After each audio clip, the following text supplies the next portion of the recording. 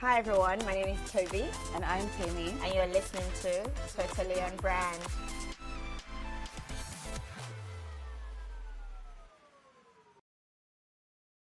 Welcome back to another episode, and today we are going to be talking about how to build a winning business strategy. And obviously, you know, this is really important before you start a business, before you start your entrepreneurial journey, before you do anything. We are going to be talking through some of the important points, tips, tricks, things we've learned along the way. So, I was going to say, I wish I actually knew a lot of these things before I started my business. So, I guess my first thing to you is, what do you even think are the components of what do people what should anybody do before they actually start a business? What is a business strategy? That word just seems so like big. Strategy. Sometimes it feels very abstract and very difficult to hold on to. So what would you say to you like a business strategy is? So you're absolutely right. I feel like the word strategy scares people, especially when you're starting out. It's like, oh God, I didn't go to business school, or I don't know what a strategy is. I think the first thing to do is really just write down your plan. Like, very simply, write down what you want to do, write down why you want to do it, write down who you want to do it for, and then you start building from there. So it's not as daunting as it seems. It's not like, oh, I have to have like 10 points. Just write down your plan really simply, and then let that be the starting points. What is a plan? Like, okay. So I know people, so this is me, like before I do anything, I always write a plan down. Like I can't think until I write something down. But the reason I'm asking Temi this question is because obviously we've gone from strategy to talking about writing a plan down, and I really want to see how we can break it down for you, our listeners. So Temi, like, what is a plan? What should be in a plan? Like, what does it mean? So when you're starting a business, there will be the reasons why you're starting the business. There will be the people you are starting the business for. There will also be what you hope to achieve with the business. So a plan really is structuring it into the why, the who, the what, the where, and right, even if it's just bullet points, you're starting from somewhere. So it needs to speak to the entire reason for the business. And I think that's what I tend to do when I'm writing down a plan. So even if it's not a business plan with financial projections yet, it still outlines why your business could potentially work. So for me, I mean, thank you for that. For me, a plan, I can't start anything without writing down my objectives. I feel like and I don't want to sound cliche because I didn't actually finish this book. I don't know if you've heard of Simon Sinek, Start With Why. So before I started my business, I had approached a few people to have conversations with them about like, okay, do you even think this idea makes any sense at all, and what should I be doing? And one of my mentors, Musti, actually like literally handed me this book. He goes, do not do anything until you read this book. And the book is literally, the cover says Starts With Why. So if you want, you can definitely procure this book. It's available everywhere, and it always tells you to start with why. Now, what that book did for me was change a lot of how I processed things. And if I don't write down my objectives, I really cannot move forward, because there's one thing to have a plan. There's another thing to have my reasons. So a plan also sounds nice and sweet because, oh yeah, I want to sell to 50,000 people in 4 years. That's a plan. My objective is why. Do you want to make money? Do you think this business is needed?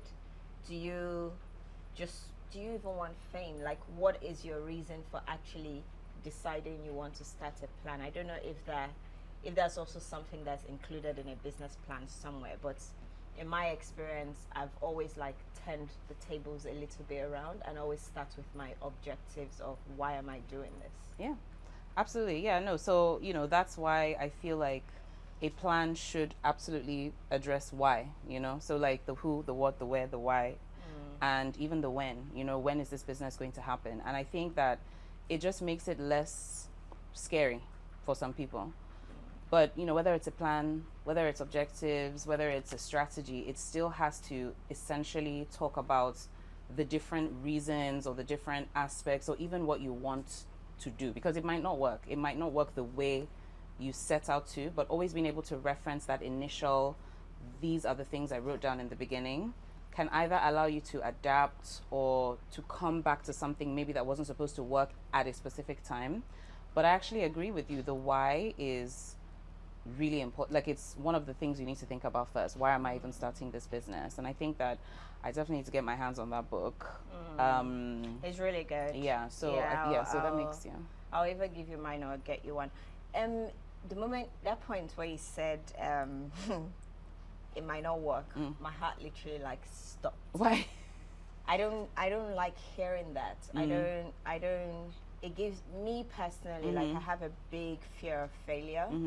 So much that when someone says something might not work, I'm like, why? And then I literally like panicked. I jolted when you said that. So that's actually interesting and probably something we should explore. I don't know. I don't know why that made me feel like I feel like I've met a lot of people like that who almost don't like to hear the chances of failure, right? Because they're very goal oriented and they're very I think don't like it. I think it's a healthy approach to business, to approaching to starting business. And I think also accepting failures, and not like that everybody is different in terms of how they approach starting a business.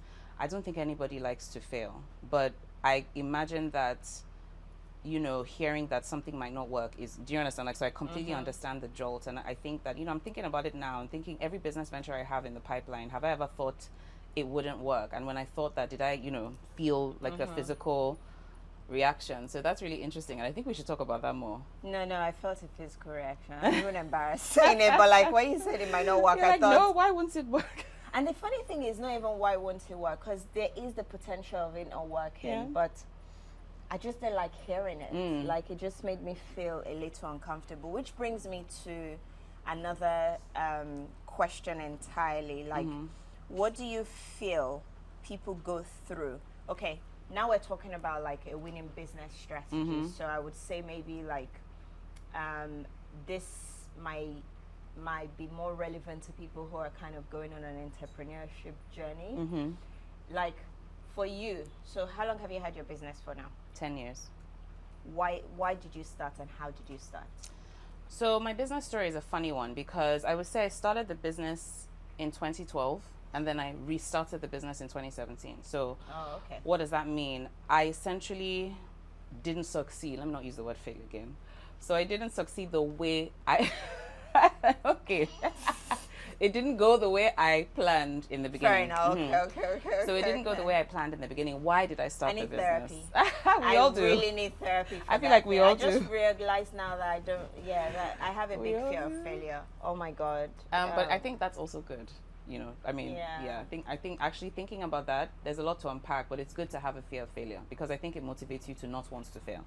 Fair enough. Right. So I why did I create the business? I felt that there was a need for good quality graphics, good quality design, websites that didn't look like they were created in the 70s, and that was my why. And I think the problem, which is interesting because it speaks to what we discussed before, the problem I had was that I only thought of why I wanted to start the business. I didn't really think much about anything else. So the book, it says starts with why, but don't stay just on the why. No, you can't. Exactly. Because you just start with it and then you go. Move, so I focused and stayed on the why. And again, I would say I was young, but not that young. But I think maybe filled with hopeful aspirations. But I had a plan, but the plan didn't, flesh out certain areas. So 2017, I had moved back to Nigeria, and I decided, it's time to actually put together a proper strategy. And that's my own experience, right? And sometimes you are on a journey, right? So starting a business is not like everything is just going to boom, boom, boom. It's a journey. Some things work better at certain points, and you come back, you learn, and you pivot. So I think that's really just what happened. But you tell me about your business journey, and also tell me a little bit more how not accepting failure has also driven you, like in your business journey. So my background is actually strategy, disruption, competitive intelligence, branding, marketing. So I feel like I've always had a natural knack for navigating things. That's where it started and stopped. I actually never knew what I was going to do. But whenever I worked somewhere, I was always keen on being the best. I've had retail jobs, I've managed operations for huge companies, I've done a few like interesting, my work career was lengthy before I actually stumbled upon entrepreneurship, but there was always this thing where I just can't stop. Like if we say this is what we're doing, and maybe that's why the objectives part is actually so important to me. If we say if I say I'm going to hit this target by this day, it is like, Kevi, my husband calls me a bulldog. Like you have to literally like put a chain on me and pull me back, or else like I'm just kind of charging towards it. So I think that really helped in stumbling upon entrepreneurship or having a business strategy generally. So my first entrepreneurship stint was actually a restaurant, and that's what it's now called, The House. And it was literally from a lot of people just coming round to my house. We'll tell that story another time, so let me just make it a bit more shorter. And the biggest thing for me was, why was everyone saying that it would not work? Every time I said to someone, oh, I'm thinking of starting a restaurant, they look at me and they're like, it's not going to work. Nigerians don't do well in this industry.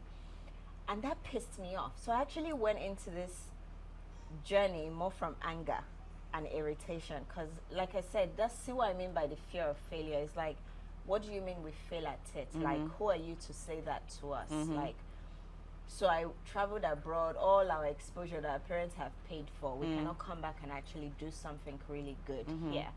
And I had 4 goals. I drew a wheel. Like the first thing I put on paper was literally 4 circles. And I said, the first inner circle was family and friends. The second circle was early adopters.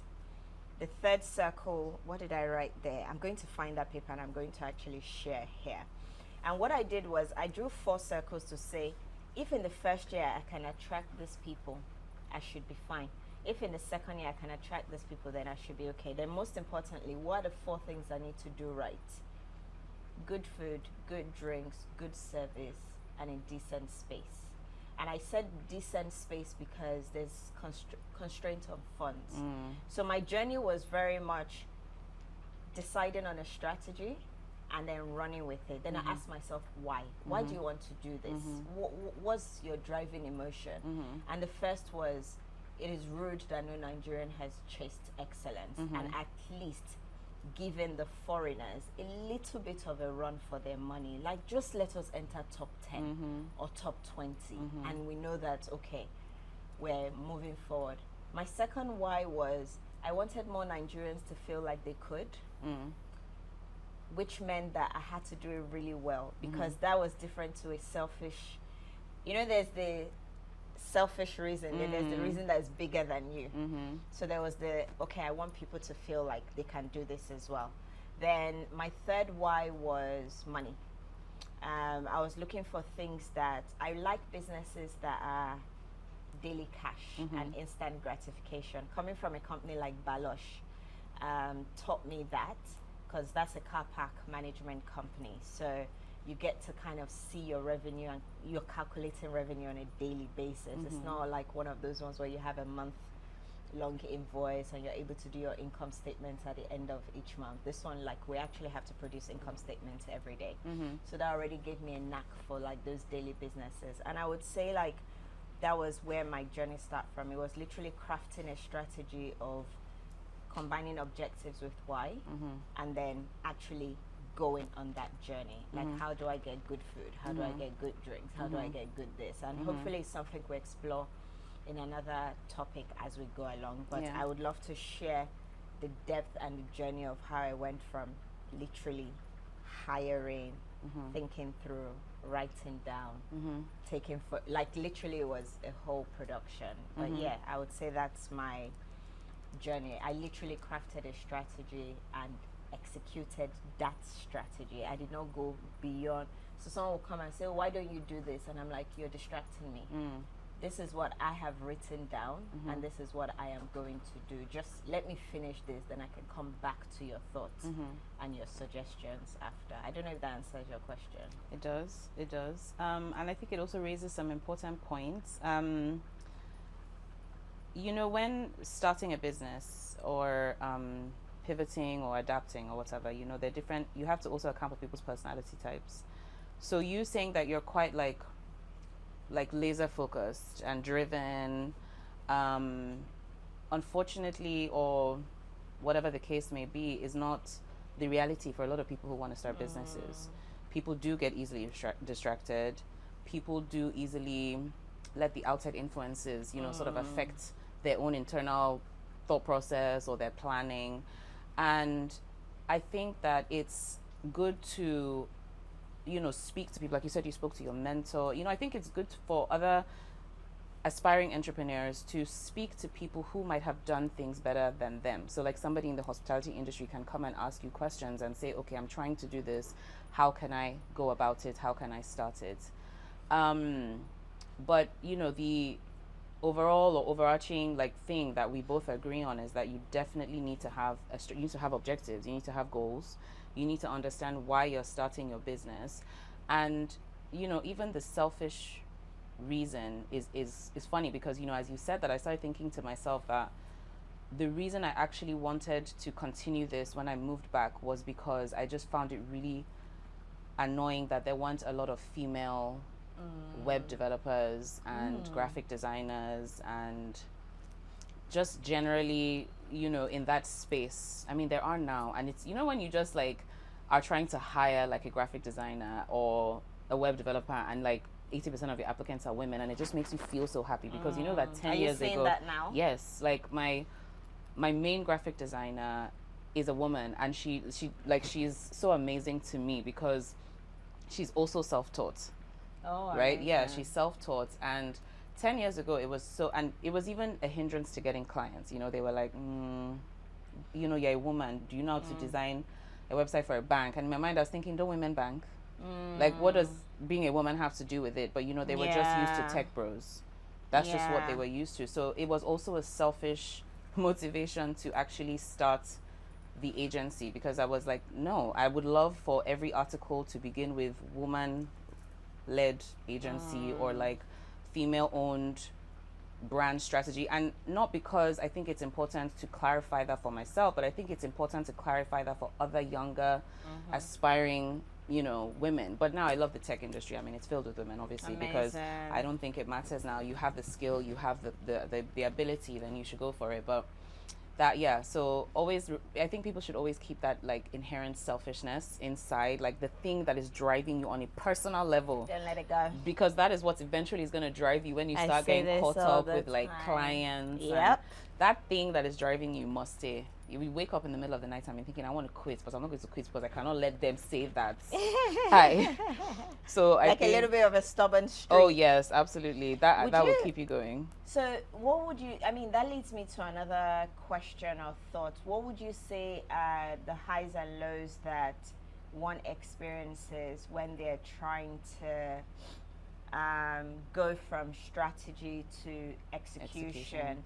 And obviously in turn have a business or a business strategy that is a winner? Like, what have you experienced along the way? So the truth is, your question was, what's the biggest like hint, like what the biggest obstacle or difficulty? Like, what are your highs? What have been your highs and lows of creating a strategy and turning it into an executable business? So I'll start with the lows. For me, it's to a certain degree people. So I'll explain. Working with people who are going to help you further your business, because you know, no man is an island. You can't do everything by yourself. Working with people who have different goals or different attitudes to work or productivity or business. it makes it difficult for you, because if you are a very detail-oriented person that's self-motivated, that's driven, and you are working with other people who don't share the same attitude to work, that could, lead to a lot of lows. You start getting frustrated, you're not finding the right partners, the right team. And I think it's something we all suffer from, business owners or even people in their career right now, is the people you're working with can either slow you down a little bit or they can amplify your journey, right? So it's about learning to, in a way, be self-sufficient. If people are going to let you down, you need to always be able to just drive yourself forward and either look for new people or adapt your particular plan. So for me, the lows have been finding people who support my vision, who have the same work ethic, who are willing to work really hard. I don't know if it's just me, but like now, I'm not sure people like working hard. And you must work smart. I believe you must work smart, but I also believe you must work hard, right? And consistently.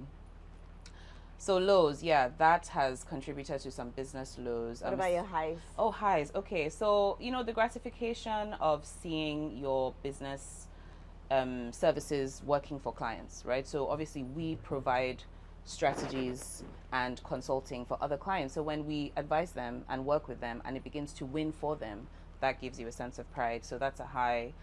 Just growing at a very natural pace. I have a funny story for you. So the other day I was getting my nails done. My nail technician came to the house and we were talking about his business. He runs a nail salon, and he was saying how there's so many nail salons now in Lagos that are very comfortable. As soon as you walk in, it's like a spa. They kind of offer you a head massage. I don't know, they're giving you tea, they're giving you champagne, they're doing this, they're doing that, and then you find out that the service you're receiving doesn't seem aligned with the customer service you're receiving. So there's a service, there's a customer service, like the actual doing of the nails. Enough. Oh, okay, I didn't think of that distinction. That's interesting. So he was getting frustrated because he was like, he's a pro at doing nails, but for whatever reason he's not able to invest in such a space. And then he said something to me that was very profound. He was like, entrepreneurship for him is a journey. That people who he basically was saying, easy come, easy go. If you just have the ability to create a business without a plan, let's say you have money and you of course you have some sort of plan, but you haven't thought it out, and you create the business, that it's harder for you when things start to go wrong. So say you hire the wrong technicians.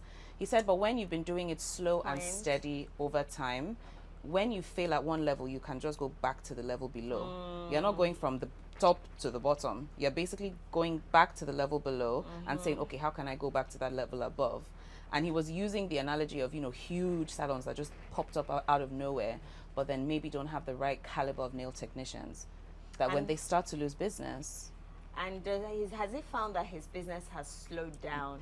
So his business has slowed down, but then it picked back up, because what happens is the influx of customers to those other establishments return.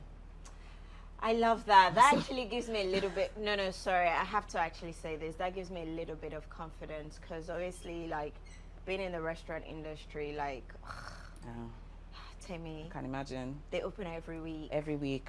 Like, and they're stunning. Like, I can't even, like, dilute what people are doing. Like, they're Lagos? Beautiful. Like, gorgeous. They have, like, unlimited funds. And obviously every time before, now I'm like such a big girl and I'm really proud of myself. Before, like, once I see another one, my heart just does bing, bing, bing, bing. I do have palpitations. And sometimes you can see our sales like dip, but then it adjusts. So that's why I really wanted to know how he has felt and how that has. Yeah, I think he's comforted himself with the fact that eventually quality speaks, and for you it's the same. The quality of the food, of the ambience, of the consistency of the customer service. So for example, every time I recommend the Terrace to someone, the first thing they tell me is the experience was like, wow. Yeah, right. So the minute, and that is memorable.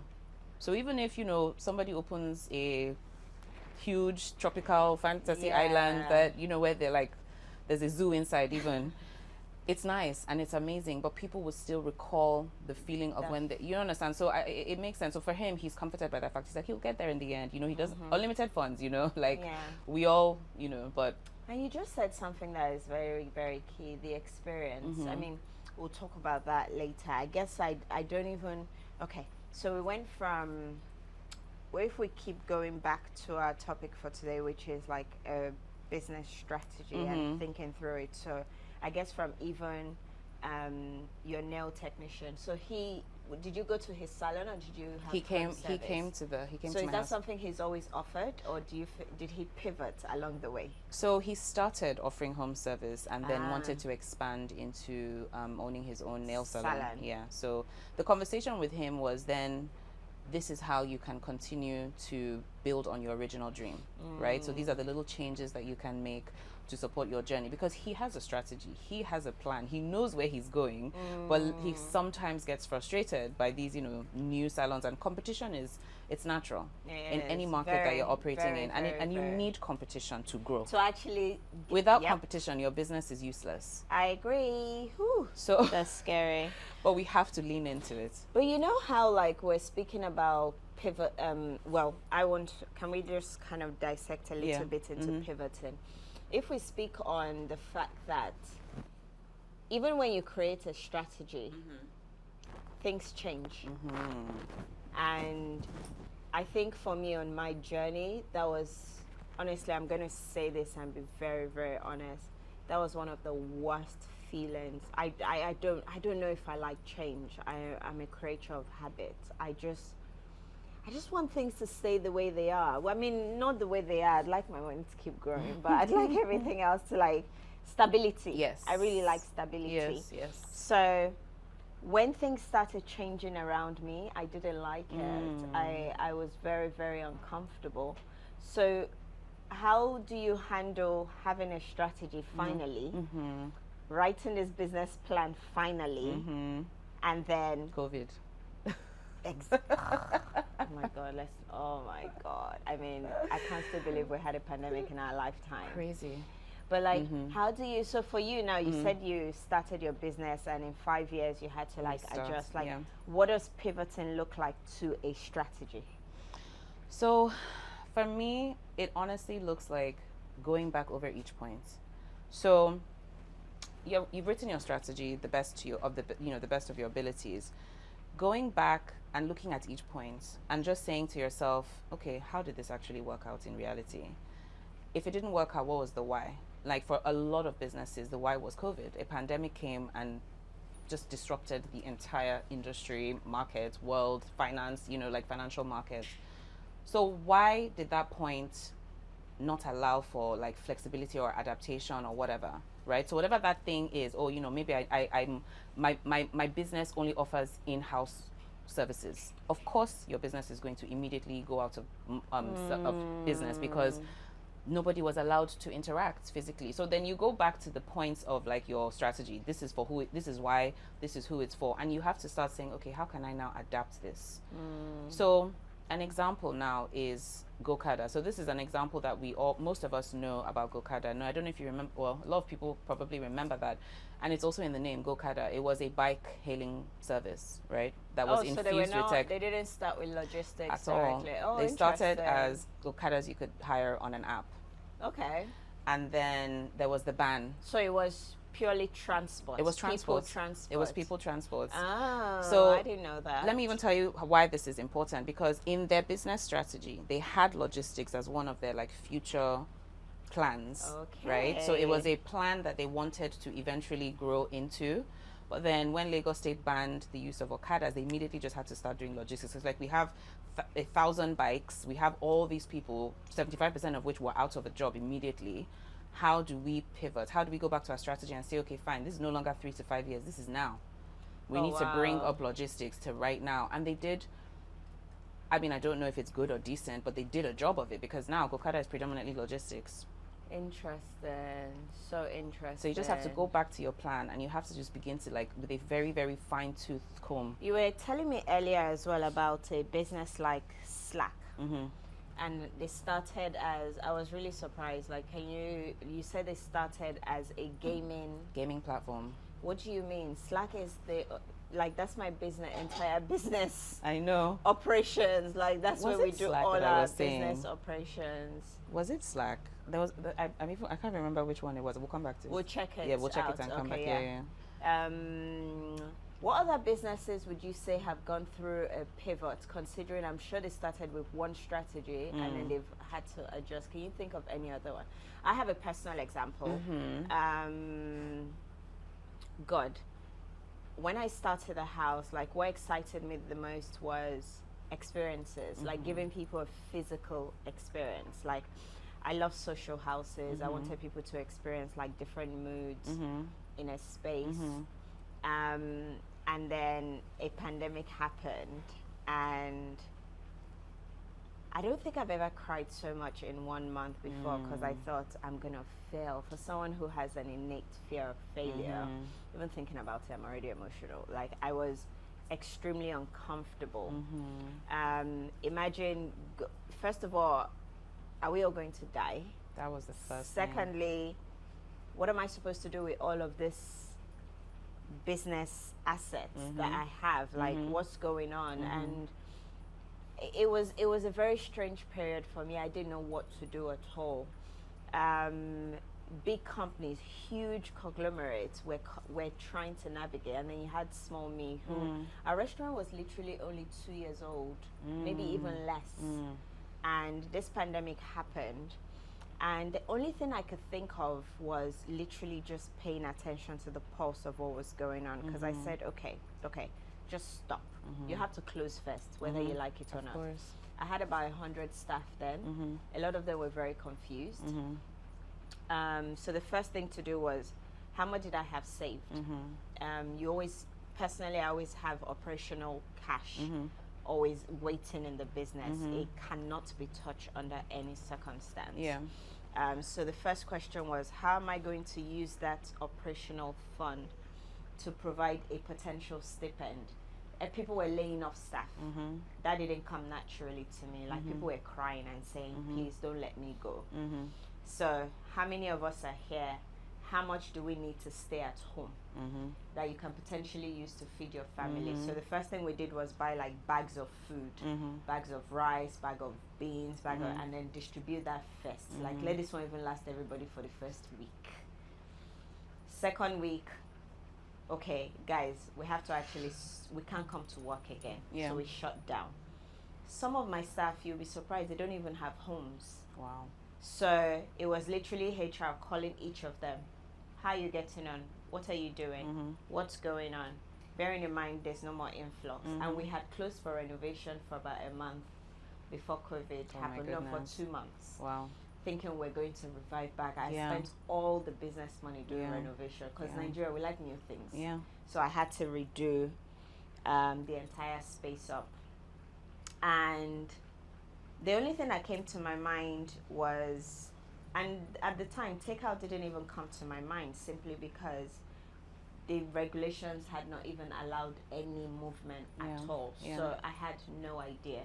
So we all sat at home for a month, gave everyone a stipend. And then just after the month, they then opened up for logistics company and deliveries. And we contacted the government. That was when all the restaurants kind of came together to form a group, and we all just started bouncing around like, how are we going to handle it? Between all of us, we have hundreds of thousands of staff. We could literally displace Lagos just like that by throwing all of them out into the streets, and it made no sense.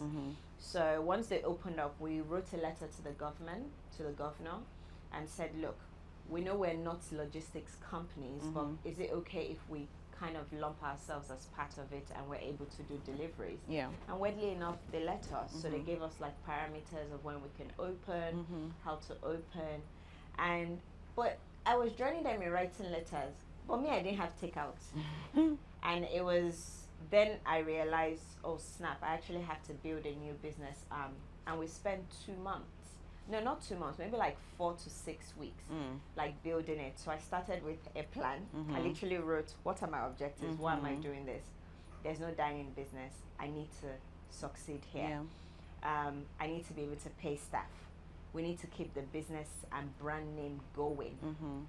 And by the time we wrote all this out, it gave me something to work towards. Because like I said, for me, I always need to start with objective. If I don't have objectives, I can't do anything else. And then once we did that, it was then easy to then write where, how. I need logistics. I need distribution. I need paper packs, I need packaging, I need to change how some of the dishes are made. I couldn't offer all the items on the menu because some things would be very difficult to kind of deliver. Yeah. I need new staff. I need telephone. I need new phones. Like, it was just a whole different production. And we built that in 6 weeks. And interestingly enough, COVID started maybe 2019. Roughly, I think we got the heat of it. Was it 2019 or 2020? So between 2020 and now, that same takeout that I built then, by being forced to pivot, and it started, what that did was it now started paying the staff. So when doing any other thing, but at least we could pay the staff to remain on the books, and we could do like basics. We could keep our generators on. And now our takeout business actually contributes to about 25% of our revenue. That's amazing. Enough. Like, see? I can't believe it. Like, I can't wrap my head around how having a strategy, I had to adjust. And that has now contributed to the success because we've reached a wider range of people. Not everyone can come in for the experience. So that's my own story of pivoting. Toby, you just mentioned people, right, when you were talking about your pivot.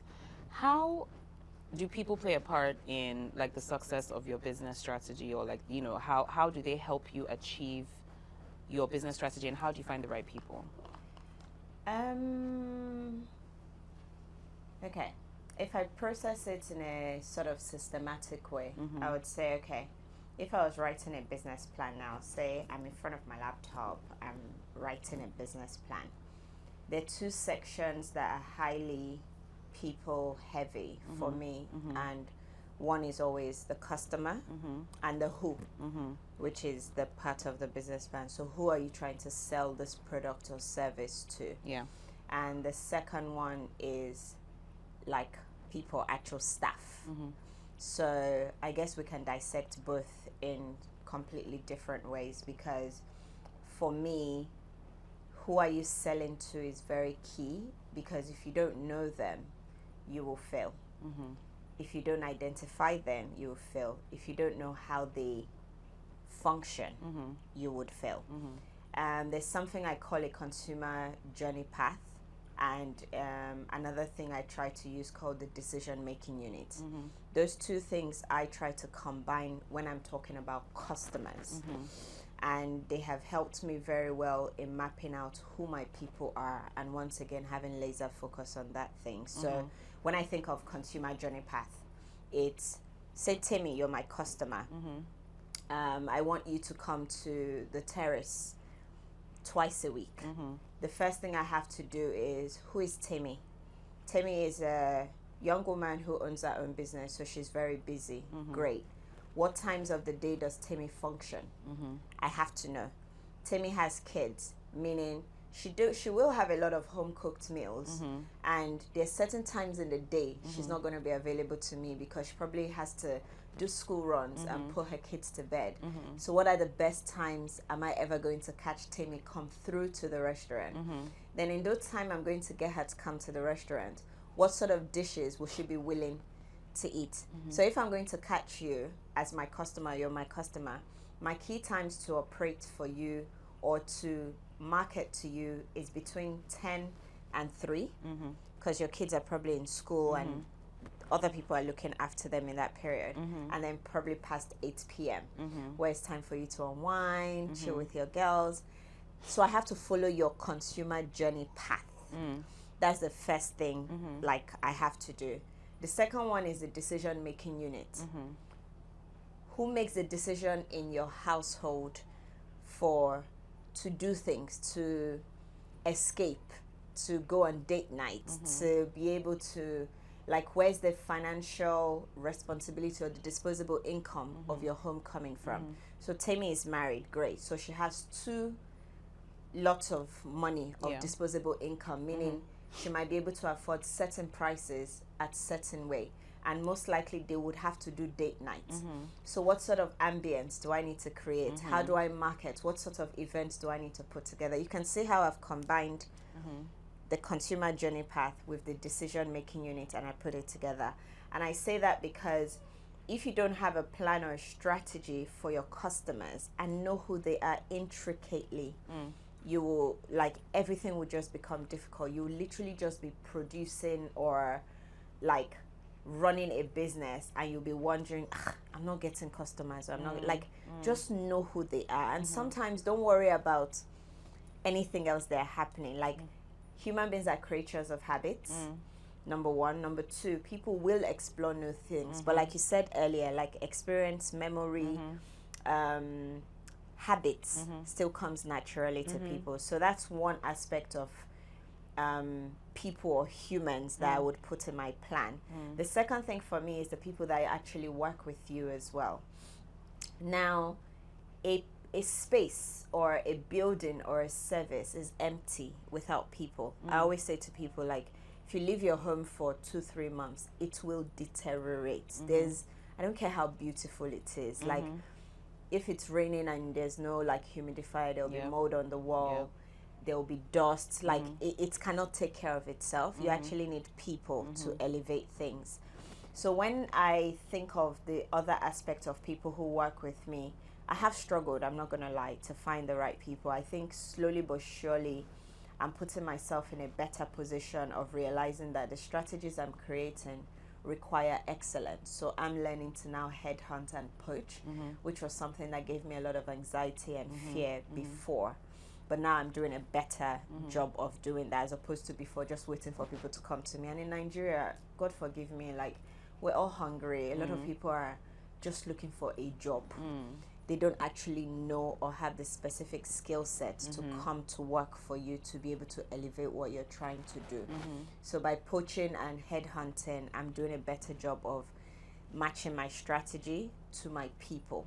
But without the right people as well, everything just becomes very cumbersome. And I feel like your strategy will either be lost, die, or just actually feel so lethargic that you physically won't be able to move from point A to B. So that would be my own, like, you know, little nuggets on how people have affected my business or strategy, or what I think and how people should process this particular little concept. What about you?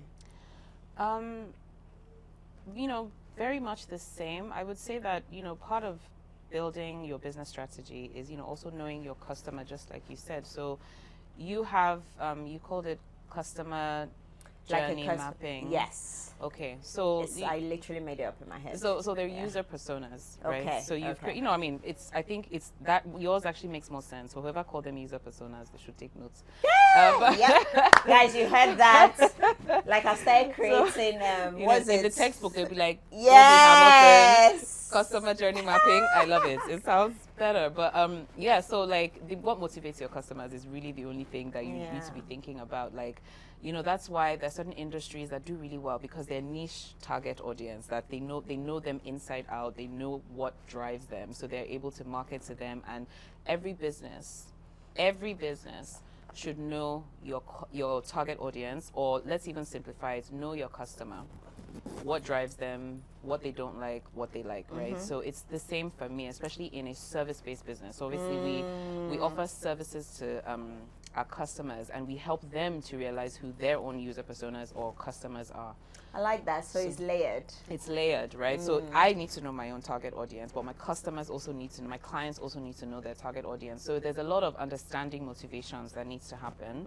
And if you target the wrong people, your business will fall flat, right? So, you know, if you're trying to market a luxury product, but your product appeals to the mass market, there's going to be like a disconnect between what you're actually selling and who you're selling to, and your business won't, you know, it just won't succeed. So for me, that's why people are so important. You know, I love the analogy about if you left your house for 3 months, it would fall apart, because truly the world would end if human beings just disappeared. Yes. Like, it cannot, do you understand? Like, sustain, you know, eventually you know, the livestock and all the animals would rebuild, but then the world as we know, they would even come into, like, the urban areas they would overtake. Buildings would crumble, you know, like everything would just stop. So it's the same with running a business. Even if you are selling something that is not person to person, or you know what I mean. You need people to sustain it. Without people, you cannot even succeed. No business can succeed. Yeah. Then the second one of hiring the right people, Tobi, if you've seen what I've seen, if you have seen what I have seen in this life, Tobi, I think we should actually honestly have a topic on one whole episode. So, yes, no. This one is whole episode. And I'm sure a lot of people would want to come in and talk about this. We would have 20 guests on that episode. No, because every time I meet people we start talking about people and human capital and hiring, I literally see people's face drop or get excited. But why is it so difficult? I have a theory. So for me, I feel like there is a trifecta that I always try to attain when hiring people, and it is education, experience, and exposure. Now, education, experience, exposure. Yes. I love that. Now, exposure can sound like I'm trying to say the person has to go to school abroad. No, I don't even agree with that. I don't need you to have left the country. Yes. I need you to expand your brain. I need you to want to learn. I need you to go and research things, read books. Even social media is a tool. Go on LinkedIn, look at what your peers are doing, look at what businesses in the same industry in other markets, in other countries are doing. So that way you're exposing yourself to your industry that you've applied to the job in. You would expect that is what people have. Honestly. But they don't. Then education. Now, unfortunately, Nigeria has failed us in that regard, right? I feel like that's the root of the problem. You know, like trying to hire within this market, which is obviously the market we're operating in. You find roadblocks because the education system has failed so many of these young potential professionals, right? So that one too. Then experience. Okay, have you actually ever worked in this field before? Are you really interested in it? Did you have like, you know, educational experience, internships, things like that? Finding those three things in one person. No, that's a unicorn. When you find, I'll take them from you. Honestly, we would just be poaching from each other, because I have friends, like you said, I've had friends who have said to me, the minute that you mentioned a people problem, they all had things to say and they had stories for days. Yeah. Some of my friends, lucky them, they have unicorns. Like some of my friends who are entrepreneurs have unicorns, and those people probably are, you know, savvy enough to go on to maybe create something of their own down the line. And I always find that the people who have unicorns pour into them are like, you know, basically building them up as well. Like you can't be selfish with a unicorn. They can't stay with you forever. No. It's very unlikely. But, okay. Yes and no. That's interesting though, because I want us to actually use that to kind of ask ourselves, like, do we have a passion problem or do we have an execution problem? Now, before we even kind of dissect that, why can I not keep a unicorn for so long? Why is it that the moment I have someone very good, there's the fear that they're going to go off and start their own thing? And I get it. But when I look at other parts of the world, people are in certain jobs for 10 years, 15 years. But I just struggle with that, because I feel like there's this innate thing where we all want to be our own bosses. And are you doing that because you're passionate? Yeah. Or are you doing that because you're a good executor? And then you also go off into the world and you create a new cycle of need. Meaning you too, you're looking for people to work for you. Yeah.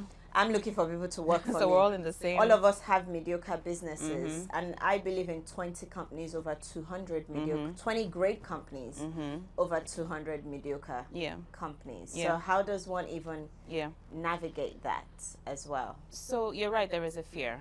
I don't share that fear. Like if I find a good person, I find a unicorn, I almost expect that they should, you know, have their own passions and their own dreams. If you wish to stay, you can stay. But if you wish to go, I will help you. Like, so 100%. I'm not afraid to lose stuff. Well, it's not even the fear of losing them. I guess my question is, why is it that it's such a big pattern? Why is it like a lot of people so you're right, actually. You know, so there are two sides. There's the employer and the employee. Because experience sometimes takes 5 years, 10 years. It should take that long. Why is it that after a year, just because you're good at application, then you think I'm going to go and start my own? So the problem is a lot of people are passion-led, right? So for example, you just mentioned, you know, the difference between passion and execution. There's a big distinction, and a lot of people have one or the other, whereas you need a bit of both, right? So this thing of the unicorn, or even anybody who wants to start a business, it could be that, oh, I've worked here and I see that I'm excelling here and I have a passion. Let me go and start my own business. Now, what we're talking about today is don't do that without a plan. Yes. Right? So if you want to do that, have a plan and, Godspeed. But if you just do it because you are passionate, I love fashion. I just want to start a fashion brand. And I just want to, because I've worked with a fashion brand for 5 years, I now know everything. Do you know the funny thing? I want to actually confess something. Like, I can't even tell you that I work with passion. Like my businesses, I cannot say I am passionate about those. Okay, let me be careful how I word this. I have a passion for excellence, but I cannot say that, oh my God, I am so passionate about the hospitality industry. However, because I am currently in it, I will exhibit passion. What actually drives me is more the execution of excellence. Now, is that weird? Like, No. how does one differentiate? Because a lot of people will say, oh, I'm so passionate, and I'm like, oh, that's interesting. Like, I'm just gonna be good at what I do. So maybe we're going to like alienate some people on this podcast, because I also wouldn't say that it's passion that drives me. So my team and I, we have a meeting every Monday, and I always end the meeting with, let's do everything excellently today, right? Because you can do things, and you can do them poorly, you can do them mediocrely, you can do them, okay, I just did it, but do it. If you have an excellence mindset, you are just going to be doing better than you originally will be. So I think that my passion was to disrupt the industry, right? That was my passion. I'm interested in what I do, and I think that you have to have a certain, level of like, you have to have a certain level of investment in what you do, which means you're constantly learning, you're constantly looking at trends, you're constantly trying to improve the industry you're in. That was the passion I had. It's not that I woke up and was like, oh, I'm so passionate about design. Let me, I'm passionate about shopping. I'm passionate about having money. Like, let's be honest. Like, I'm all I passionate about wanted. living a good life and living a good life for my children. Like, that's my passion. But you're right. A lot of people make the mistake of focusing on passion and forgetting about execution and hoping that their passion will just somehow carry them to the finish line. How do we then handle that quote of, if you do what you love or love what you do, It you won't never feel have like to work. You never have to work a day in your All life. these No, that quote cliches. actually irritates They're like, me. those plaques you see when you go into offices and you just see all these quotes. Somebody just made one of them, and I think that's good marketing. It was for marketing purposes that they made that Fair quote, enough, because so that everybody.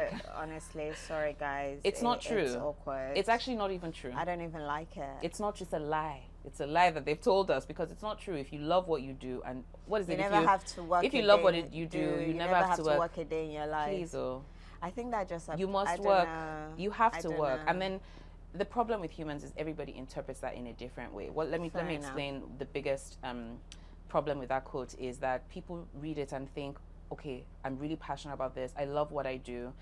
They don't take failure well, or they don't take adapting well. They can't take anything going wrong, because it's almost like, I'm passionate. I poured my passion into this business. Why is it not working? So why? many other factors. A million. We should rewrite the quotes. I see what you mean. But yeah, so the execution is important. So in your opinion, if somebody loves executing, or basically, let me ask it this way: is it possible to have people? And I feel like I've seen, but in your experience, is it possible to have people who want to execute but just don't know how? Oh my God, yes. That probably is a reason why you have to be realistic with yourself. I feel like for you to you can't have everything. You have to make everything you're doing very realistic to your current conditions and be ready to adapt as you move along those current conditions. So if you, how do I put this? If you have realistic expectations of what you're doing and you're willing to adapt, I think you will go far, probably even further than you realize that you can go. And that would be my my literally succinct way of explaining what that is. Because for me, like I said, opportunities, I love the word opportunities, but I tell people all the time, opportunities are distractions. Like, I can be sitting here and someone goes, oh, Tobi, I'm trying to do this. Oh, Tobi, let's discuss this business idea. And I'll listen. And I'll tell you, it sounds fantastic. But here's what I think you need to do to get it to this point before it becomes viable business opportunity. And are you realistic? What is your current capacity? Like, are you able to actually push this? Will you get tired? Do you have somebody else that is going to like join you? And you know, like, there's something people say, I don't do anything alone. I believe very much in partnership. And for me, it's actually a big part of my strategy and my business plan is what are the resources I have around me to make this thing work. Like, you know, even like with this pod that we're on right now, like it's something that's been in my head and your head for a long time, but I was not doing it until I found the person. Because yes, I can do it alone, but it's just not the same. Absolutely. Like, that invaluable, when I'm tired, you carry me. When you're tired, I carry you. Like, people actually underestimate the reality of analyzing your capacity on whatever journey you have decided you want to go on. And reality is a big thing for me, like such a big thing, and being ready to adapt as well while going through that journey. I think you're right. You know, having people to support you in your business, whether it's a partner or it's an expert, is actually really important, because you're right, you can get burnt out. You know, when you're doing things alone, you can get mentally burnt out, physically.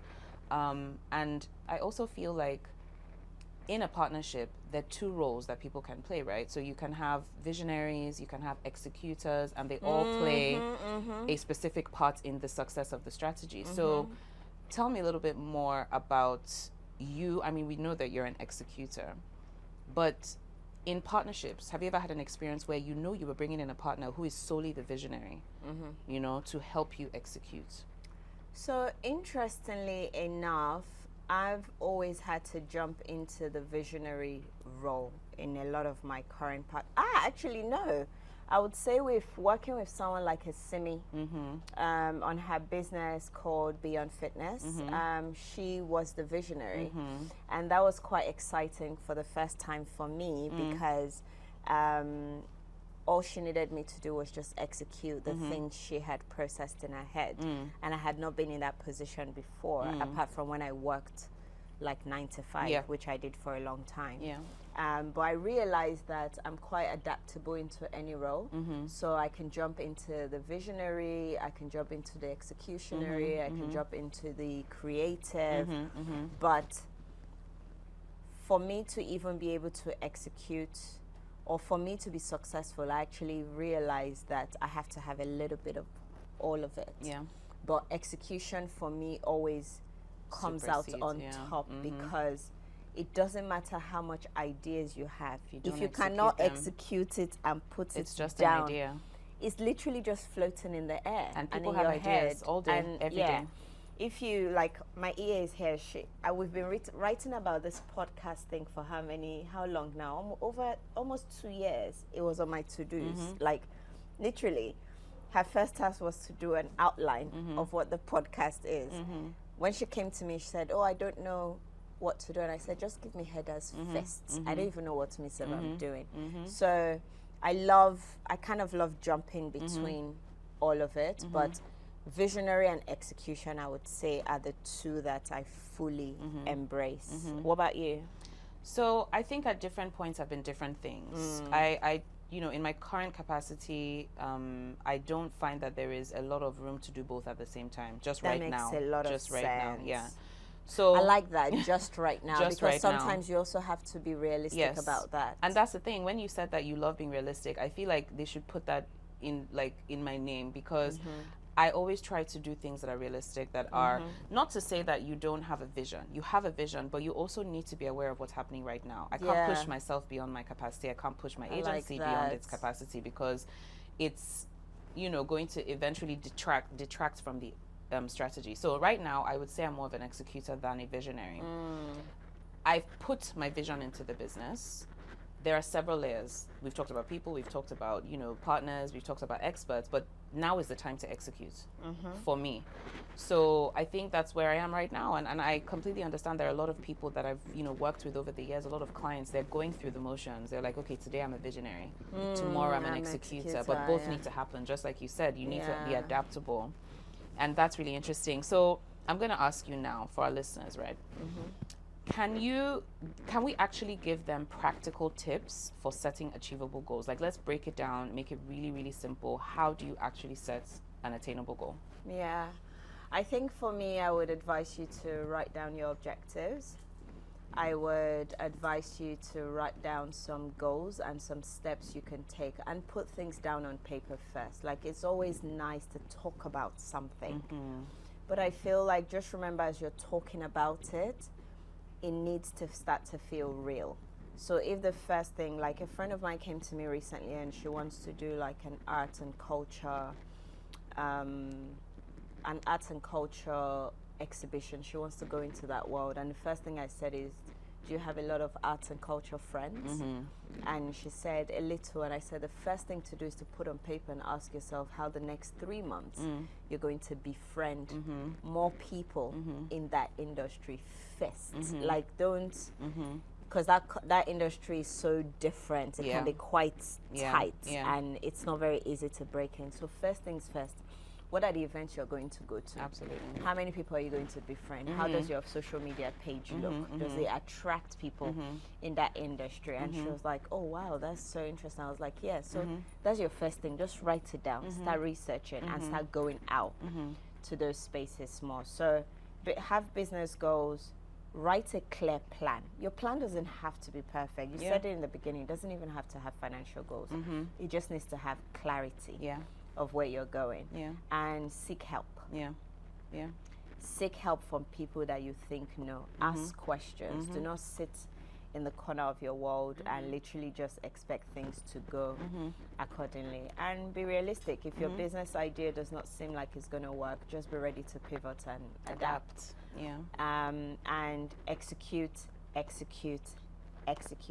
cannot say this enough. Like, you have to be an executor for anything to be successful. So that's what I would say. What about you? Fantastic. I mean, it's the same thing. When we were discussing this earlier, I was saying that human beings are fallible, right? We forget things, and usually at that stage where you're building a business, this like synapses are firing. You're just thinking, and we tend to think that we're going to remember everything we've thought about. You can have a really deep thought in the middle of the night, and then you wake up the next morning and you're like, I forgot. Yes. I didn't write it down. It may never come back to you, but you thought about it for a reason, right? So writing it down is key. So keeping it accessible, right? So I have notes that I made maybe like 15 years ago. I have a note-taking app called Notability, and I tend to write with my hand. I mean, I type things out, obviously, but then when I'm making a note, I need to write, circle, highlight, circle again, put an arrow, do this one, change this color, because I need my notes to look like my brain. So, when you're thinking about something and there's like a caveat to the thing you're thinking, I'm going to write that caveat down. So I'm going to be like, I want to achieve this goal, but if I don't achieve this goal, this is what I'm going to do instead. And then I go back to, and sometimes now I go back to those notes to refresh me, to give me more motivation of when I was less jaded. So like 10 years ago, I had ideas that now I'm like, I'm not going to have this idea because I've been jaded by lack of resources, lack of this, lack of that. Let me go back and remind Temi now what 25-year-old Temi was thinking, because it matters. So write down everything. Like Tobi said, write it down, make it plain, but also write down every single granular thought that you have if you want to start a business. Then secondly, just like you said, talk to people, right? So it's like proof of concept. You have an idea. Talk to people that, first of all, you trust. Even if it's your sister, your husband, your friend. This is what I want to do. What do you think? Because eventually that person is going to form some part of your target audience, whether they don't buy your products, even if they're just talk to somebody. Learn from people who have done it before you. I hate when I hear that people try to hoard information or gatekeep. Somebody can come to you now and say, I want to open a restaurant, and there are people like, I can't help you because you're going to become my competition. And I find that so odd. The other day somebody came to me and they were like, they want to start a marketing agency, that does exactly the same thing that TMA does. First of all, I almost commended the person for asking me, because I was like, most people wouldn't even ask. They'd be afraid. I like that. Same industry, same everything. But again, her motivations are not my motivations. And I've done it before. She has done it. So immediately I was like, this is actually what you are going to experience in a, like, obviously your experiences will be tailored to you, but these are some of the things you may experience. So talk to people who can help you. And work hard. Honestly, I just think that hard work is extremely overrated these days. Just work really hard, be prepared to do uncomfortable things, be prepared to make very significant sacrifices, even if they're uncomfortable at the time. So for example, there was a lot of crying I did when I was expanding my business, because I felt like I wasn't spending enough time with my daughter at the time. I felt like I wasn't, the internet says you need to do this and do this type of parenting, and you need to, sort of like be available all the time. And I felt like, well, now the baby I'm focusing on right now is my business. I mean, obviously my child is my child, but I had late nights, I had weekends, but then be willing to make certain sacrifices. So we are both saying the same thing. Write it down, ask for help, learn, talk to experts, and then number 3, just work really hard, execute as much as you can, right? Yeah. So it's, that's also what I would suggest. No, that makes sense. I think we've kind of come to a little bit of a wrap of this episode. Hope you guys were able to get some nuggets from this. I think we shared do you have one final thing that you would like to share with people on how they should, understand strategy, planning, and, even something as simple as partnerships? Or okay. What's the one thing you would say to people, just one thing, take this away and let it be your mantra? Okay. Done is better than perfect. I love that. That is what I wake up with every single day. I love that. I think I have a big mantra around that Simi taught me as well, called progress over perfection. So makes a lot of sense. That's it.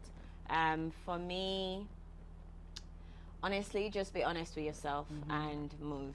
So that brings us to the end of today's episode. We hoped you enjoyed our conversation around setting goals, business planning, and executing and working hard.